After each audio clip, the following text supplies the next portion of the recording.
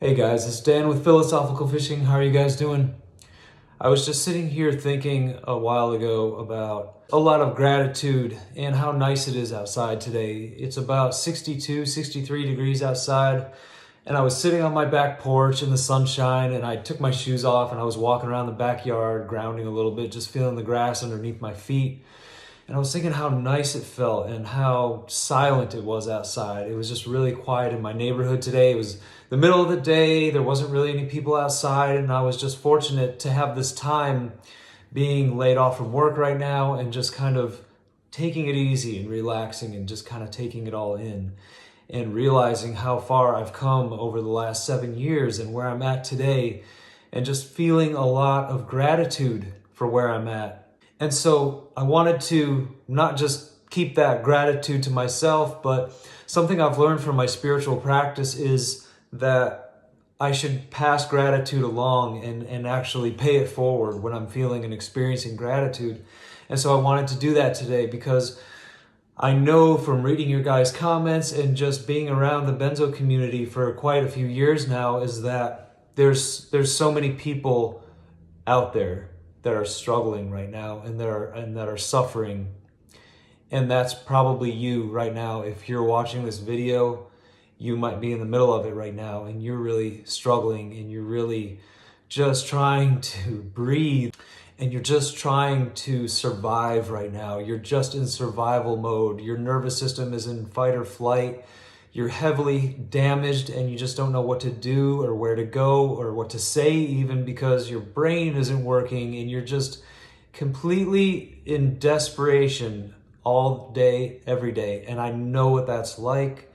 I know what that feels like. I've been there, I've lived it, I've experienced it. And I know how it is to go through life just wondering if you're ever going to get better and if things are ever going to be okay again for you. And I thought, what could I say today that would give you hope? And so what came to me was this, and this is what I want to share with you. Going through this process of benzo withdrawal, as wretched and terrible as it is, it's like a birthing process. It's like being cocooned, and it's a metamorphosis, just like a butterfly. And as bad as the symptoms are, it can really kind of divert you onto one of two paths. Either you can become really, really angry and frustrated and go into despair and shock over what's happened, or you can kind of use this time to try to practice a little bit of acceptance for where you are and what's happening with you, and realize that this experience that you're currently going through can transform you into a better version of yourself than you even knew existed. And that's exactly what's happened to me through this process. I've allowed it to transform me from the inside out, from a person who I used to be depressed, anxious, angry, bitter, resentful, and I just had this general dis-ease going through life that I didn't know how to get over. And I always felt like I was going to need some kind of massive transformational process to become the person that I wanted to become. And oddly, actually, I found it going through the process of benzo damage and benzo withdrawal. That's not something I ever would have chosen, and it's definitely not something that I ever thought was going to happen to me, but that's where I found it. And I found that when I was going through really, really difficult, tough days, weeks, and months in benzo damage, I had to start practicing a whole lot of acceptance first and foremost. That was the first thing that I had to do, because I couldn't, there was no way out of it. There was no magic bullet or magic supplement that was going to make me feel all better. I knew that going back to benzos was a dead end, and there was no way I was going to be able to do that. So I had to find a way to live that would allow me just to at least exist and get through the day. But then in time, I found things that helped me and practices that helped me build myself up and become more resilient and become the person that I am now today. And I'm so grateful for, because I don't think that I could have gotten to where I am today if I hadn't gone through the terrible, awful, wretched process that is benzo withdrawal. And look, I'm not telling you that if you're in the middle of it and you're struggling, that what I'm saying is going to make you all better or make you feel all better today, right now, in this moment. That's just impossible. That's not going to happen. Or that if you're struggling right now and you're feeling like you're in despair and you're having terrible symptoms, that you're doing something wrong. That's not what I mean at all, because I experienced all that too. And I went through various levels of despair going through this whole process.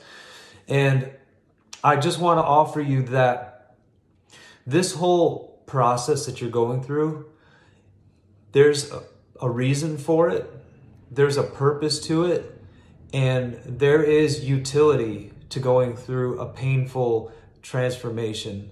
And if you allow it, if you can find the acceptance and the awareness within yourself to let this experience transform you from the inside out, and ask yourself, what is it inside of you that needs to be burned out of you and boiled out of you through this painful process?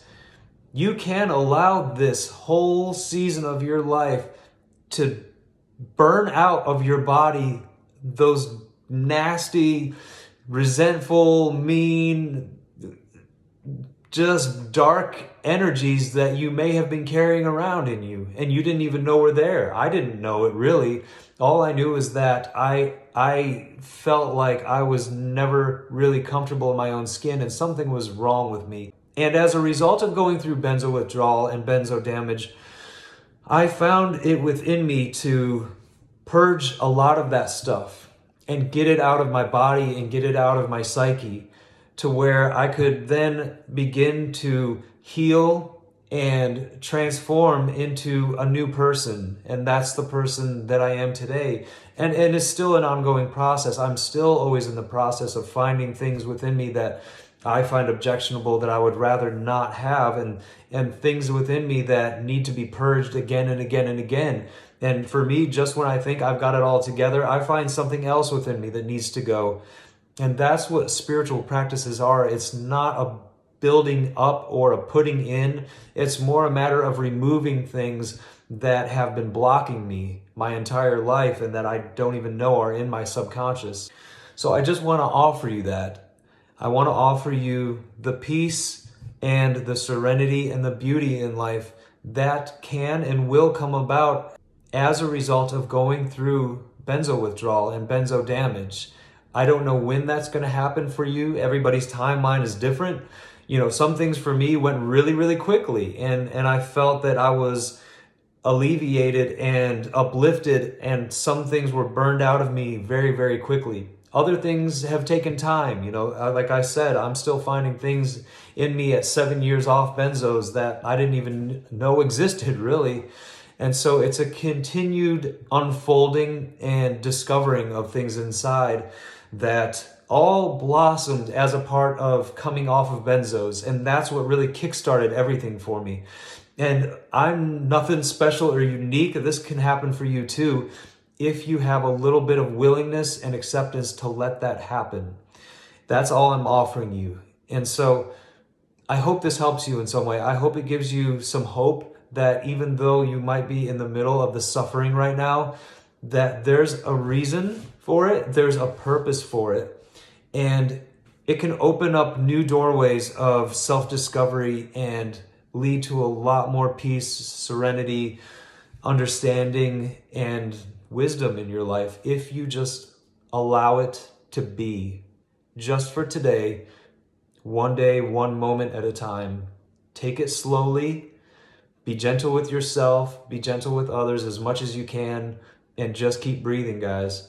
And I love you all, and I wish you lots of healing.